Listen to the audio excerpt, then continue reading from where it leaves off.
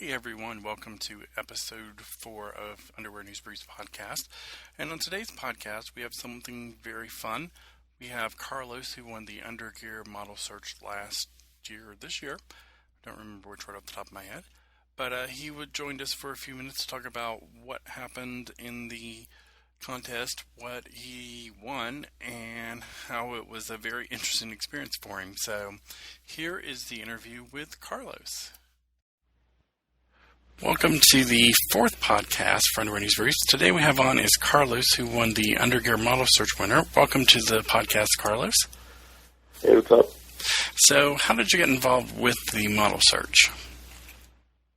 It began last summer when me and my friend were in San Francisco, and we were just at we were at a bar up there. It's like a bar restaurant. We met this guy named Mike Lane, who runs a big monthly dance party up there. And he told us to stop by because there was this model thing happening we didn't really know anything about. Mm-hmm. I didn't know anything about Instinct, or neither did my friend, and we didn't really know anything about it. And we kind of just wrote it off as nothing. We were just kind of, we were just like, whatever. Uh-huh. My friend was the one who actually wanted to go up there and do it just for the hell of it. And thought it would just be funny. And so we decided to go check it out the next day. So we went up there, really had no idea what anything about it was. We kind of found out what Instinct was and what the contest was when we got there. And we ended up doing the contest, and it was hilarious because I wasn't expecting any of it. It was really funny for me. And I really didn't even know what I won when I won. So you just won something and had no idea what it was.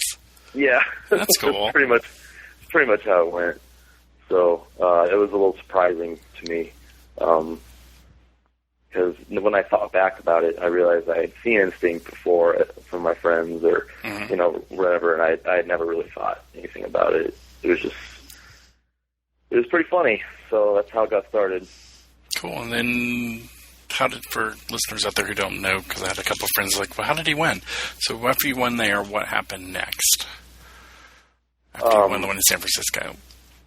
Then they told me I was going to have to go to New York in October, because I guess they had similar contests in the United States, and then everybody would go to New York.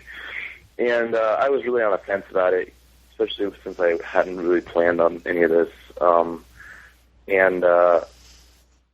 I'm in the military, so I didn't really know how it would work out.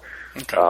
And so I almost didn't go. Like I was kind of just couldn't figure out my schedule, and I think one of those people who were scheduling me were not getting frustrated, but they were getting to the point where it was like you either have to go or not go, Yeah. So we can get a replacement for you. And it was like the last minute, and I decided I was just going to go and just have fun with it because I wasn't really expecting anything else out of it. Since the first one, was kind of just, I thought it was just kind of a fluke. So I was like, you know what, I'll just go. I'll at least show up so I don't look like a huge flake. So I went, and again, it was hilarious because I didn't know what to expect. I don't know, I just went out there. It wasn't quite like, it wasn't the setup like in San Francisco where you go out there and you just mess around and everything. They actually wanted you to do some sort of like runway walk, which I had no idea how to do. So I just kind of went out there and smiled and just kind of like, I don't know, I guess watching pictures or looking at videos of it, I was just trying to act like myself. And I wasn't trying to look all like, oh, I'm a model, or anything like that. Yeah. You should have seen some of these other guys who were there, like ridiculous magazine cover looking guys. I saw some of the pictures because when they were doing it, they'd send around pictures. The PR company was on it, would send out pictures, and I was like, good Lord. Yeah. Some of them were... I really wasn't expecting anything, considering the other guys who were there. But I don't know. I guess it just happened, so... That's cool. And then I won, and I was like, oh, man. So now you have to be in the catalog. Well, I really wasn't trying to win. That's the thing. Like I was just kind of like my first reaction when I won was, oh, like damn, I really wasn't I wasn't thrilled because I was like, I'm going to be on this magazine and the Navy's going to find out and blah, blah, blah, blah. That ended up all blowing over and they didn't really care that much about it. So. Oh, that's good. Yeah, because imagine being on the cover of Instinct and being in the Navy would not go well together. No, and you would think so, but the article was pretty delicate. So yeah, I read the article. I did. Yeah. So it's pretty good. So, yeah. It was all right.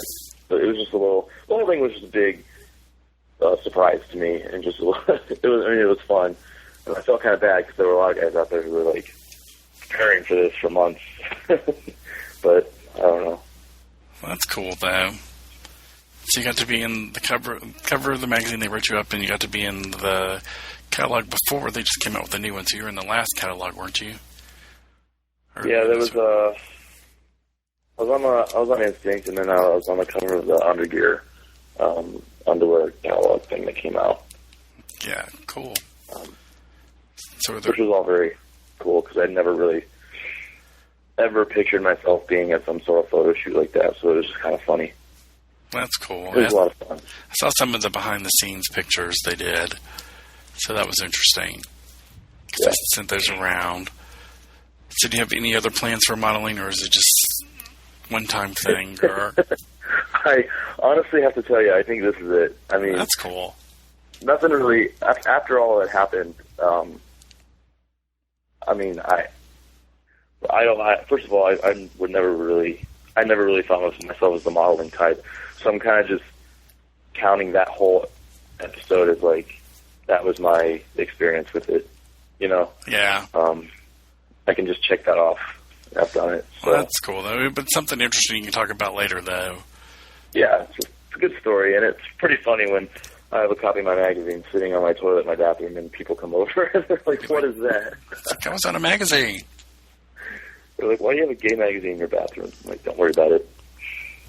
It's all part of the winnings. That's very cool, though. Yeah, because I kind of have the same luck that when it's something I really don't care to win, I'll usually end up winning it. Yeah, so if I do something, it was like, I don't care. And it's like, oh, you won. And if it's something that I really want, it's usually the other way around. It's like, okay, I didn't get it. Yeah. So, yeah, I'm familiar with that. So that's cool, though. Yeah, it was a lot of fun. It could have been a lot worse, so. Yeah. But very cool. Well, I appreciate you taking the time to be on our podcast. Like I told you, it'd be short and sweet. They're usually not too long. So, but thank you so much. And, not a problem. I enjoyed talking with you. And I'm sure we'll have more podcasts soon. Cool. We hope you enjoyed the interview with Carlos. We're working on more podcasts in the future. We have a few in the works, but we're still waiting to get final confirmation. But as soon as that's done, we'll have them out to you. And we're going to try to have them out to you every week or two. So look in your iTunes or on the website. And always follow us on the web at underwearnewsbriefs.com or on Twitter. We are UNB blog on Twitter. So we look forward to hearing from you and give us your feedback on the podcast, the blog, a little bit of everything. And we hopefully will talk to you soon. Bye.